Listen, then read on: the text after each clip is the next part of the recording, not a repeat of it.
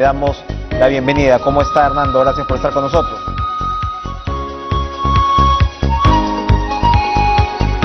Nano, ¿nos escucha? ¿Qué tal, Enrique? ¿Cómo estás? Perfecto. ¿Aló? Ahora sí. Buenas noches, ¿cómo está usted, Nano? Cuénteme, ¿cómo ve el ambiente ante ya este anuncio del gabinete que llegará el 26 de agosto? Bueno, nosotros mantenemos la misma percepción de este gabinete. A nosotros nos hubiese gustado que el presidente de la República reflexione y ponga otro gabinete. Nosotros cuestionamos desde la cabeza del gabinete del señor el presidente del Consejo de Ministros hasta algunos ministros. Sin embargo, estos cambios no se han dado y esperaremos escuchar sus planteamientos, posiciones en este día, ¿no? Perfecto. Ahora, ¿cómo observa? Hemos estado hablando los últimos días sobre posibilidades de gobernabilidad. Hay tambores de guerra, ¿no? Desde ciertas, vertientes en el Congreso. Usted, por supuesto, encabeza la bancada de Fuerza Popular. Pero no viene exactamente del fujimorismo. ¿Cómo ve esa situación? ¿Cómo ve ese balance? ¿Cómo ve esa posibilidad de alcanzar una línea de gobernabilidad para el país? ¿Es posible? Yo siempre creo que es posible la gobernabilidad y es algo que desea, creo, todo político. No consigo un político que quiera que un país o su nación sea ingobernable, ¿no? Y lo que quiero señalar es que en muchos casos creo que se está leyendo de manera exagerada las posiciones del Congreso. El Congreso, yo no siento que haya puesto tambores de guerra. Creo que el pedir, por ejemplo, una investigación de los primeros días del presidente que estuvo despachando fuera del Palacio de Gobierno no significa una afrenta, ni significa una acusación, como se señaló del lado del oficialismo el día de ayer. Pedir también información adicional sobre el proceso electoral, que es un proceso electoral cuestionado por una buena parte del país, por una buena cantidad de partidos, y además con irregularidades que van desde un jurado que no ha estado conformado al pleno. Tampoco creo que sea un arrinconamiento al gobierno. Y yo lo que veo en el Congreso es más bien un ánimo de hacer una oposición, pero una oposición que debe ser, pues, responsable, ¿no? Más allá, por supuesto, de los excesos de la propia bancada de Perú Libre, la respuesta desde el otro lado es que no se ve eso comenzando por el reparto de comisiones. Ayer el propio presidente, en un gesto muy inusual, prácticamente inédito, decía Ollanta ayer, se acercó hasta el Congreso y lo que sabemos por lo que comunicó la propia presidenta del Congreso es que pidió la reconsideración para el caso de la Comisión de Educación. Y hay muchos que señalan, y yo creo que, digamos, por ese lado, pues, los acompaña en la razón. El oficialismo lo que tiene son ripios, ¿no?, con respecto a el peso en las presidencias de comisiones. ¿Qué opina?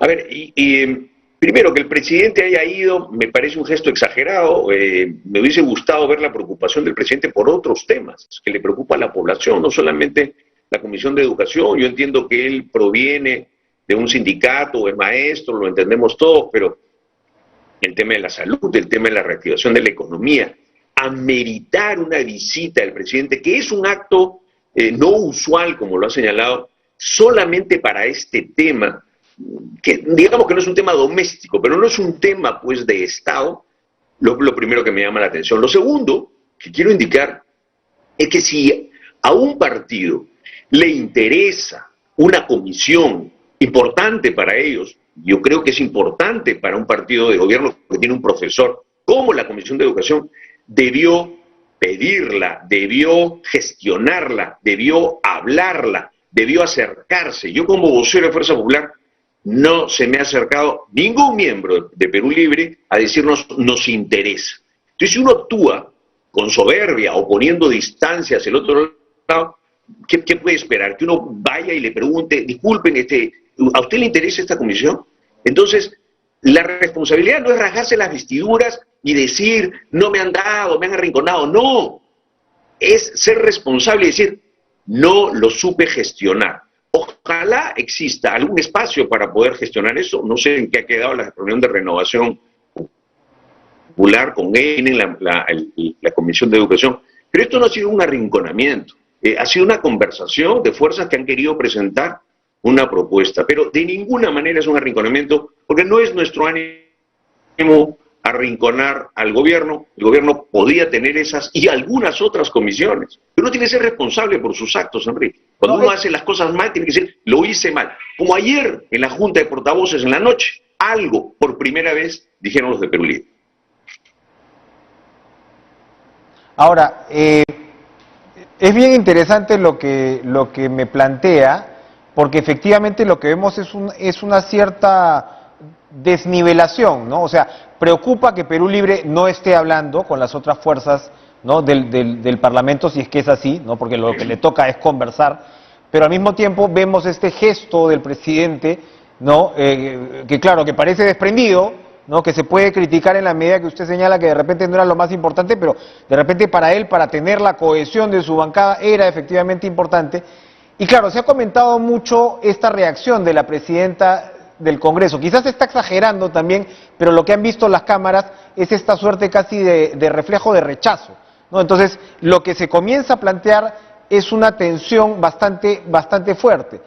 Lo que usted estaría diciendo en todo caso es, bueno, primero yo quería pedirle su opinión sobre eso. ¿Usted ha visto, como el resto del país, esta reacción de la presidenta del Congreso? ¿Es algo que queda en una anécdota o ve algo más de tensión en ese gesto? No, yo creo que lo que se está haciendo es exagerando sobre eso. Ella lo que ha hecho es acercarse y después, como hacer el gesto de mantengamos la distancia. Ella está reiterando la distancia. No creo que de ninguna manera haya sido ni algo inconsciente de alejarse. Para eso no va a salir hasta la puerta a despedirse de él, para eso en todo caso le dice hasta acá. Yo creo que ya esto es leer encima cosas, inventar, y tampoco eso es constructivo, tampoco eso es bueno. Entonces creo que es anecdótico, ¿no? Ahora, ¿cómo sentarse a conversar, Nano? ¿Cómo, o sea, digamos, cómo armamos, si es que el objetivo es que al país le vaya bien, lograr cierta estabilidad, digamos, por lo menos un chance, ¿no? Como usted señala, ¿no?, hay que escuchar finalmente al gabinete Bellido con todas las controversias y demás. ¿Cómo dar este momento? Luna de miel ya no va a haber, ya fue, ¿no? Pero este momento va a haber de medir las posiciones y de... Yo le voy a decir, esto se gesta desde un principio. Si uno empieza un gobierno jurando sobre una constitución, diciendo que la va a cambiar, si uno en el discurso inaugural dice esto, entonces estamos poniendo la distancia entre las posiciones. Más aún, y escuchaba a Luis Taiz, siempre acertado, cuando uno no ha sido elegido pues por una abrumadora mayoría. La foto real es la de la primera vuelta, Enrique, y ninguno de los partidos pasa el 20%. Y esa es la realidad. Si uno cree que uno tiene, ¿no?, y habla en nombre del pueblo, no tiene que dejar de hacer política electoral y tiene que empezar a gobernar. ¿Cómo se empieza? Se empieza conversando, se empieza acercándose, no diciendo desde el otro lado del hemiciclo, no hablando que ustedes son la derecha, ¿no? A cada rato tienen que volver a mencionar que el fujimorismo, que no sé cuánto, a toda la bancada. Eso es extremar. Si uno revisa las intervenciones, la agresión de las instituciones viene de la bancada. Y después a decir que nos están discriminando, ¿no?, con una división sobre nuestro país. En nuestro país no puede haber divisiones ni raciales, ni de sierra, ni de costa. Es muy fácil dividir, es muy difícil concertar.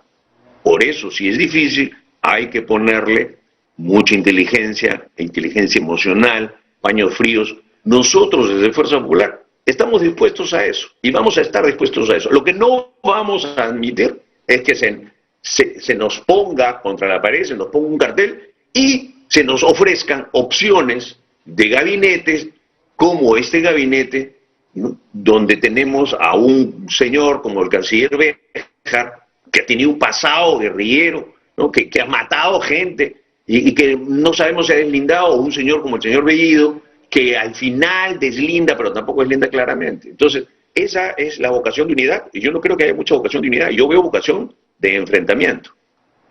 Bien, vamos a esperar entonces finalmente el desarrollo de este debate. Efectivamente, ¿no? Del canciller Héctor Béjar hay mucho por hablar, pero se nos ha terminado el tiempo. Nano Guerra García, muchas gracias por estar con nosotros. Seguramente tendremos oportunidad de seguir conversando sobre este desarrollo entre la relación entre Ejecutivo y Legislativo y, por supuesto,